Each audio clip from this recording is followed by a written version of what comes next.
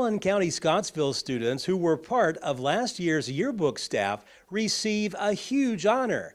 And as you're about to see, the national recognition is well deserved. We won a second place ranking from the National Scholastic Press Association's yearbook contest.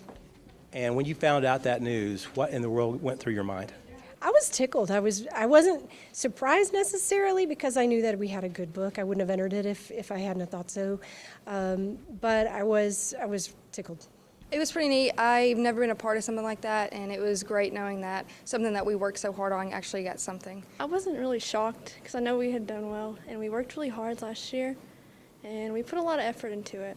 In your opinion, what made this yearbook so strong, so good? The teamwork. The kids worked together to get things done. If one student needed some help with something, someone else was ready to jump in and do some things.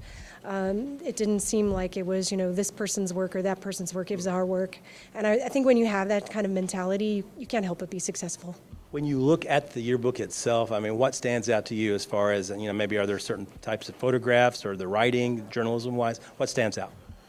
Well, technically, I guess if you're doing it right, nothing will stand out because it's all good. But I will say that the first thing that students and parents look at is the pictures, and that will entice them to read. So you do have to have some strong photography, action photos, candid photos, good strong reactions of people, but also inclusion. We want to include all kinds of students as much as we can. We try to keep track of how many times each person's in so we can try to get everybody so that it's not just a certain group of kids featured, it's everybody if we can, and I think that helps. How long of a process is this from the beginning of how you want to structure the yearbook to actually the final product?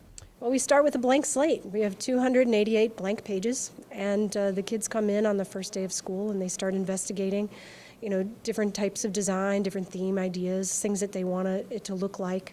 And they bring in their ideas, they share them with one another, and then we vote as a staff as to what we want to do. Every detail from the font choices to the colors to the coverage is all made by students. What is so unique about the cover? The cover has what we call a UV overlay, and it's heat reactive. So when you look at it, it looks black, but when heat is applied, the black becomes clear and it reveals a photo underneath. And is this a new process, a new technique? I think it is rather new. Not too many schools do it. It was kind of an experiment on our parts. We didn't really know what to expect when it came out, but we thought it was really great. We really liked the result. Overall, how proud are you of the students for what they were able to accomplish? Exceptionally proud.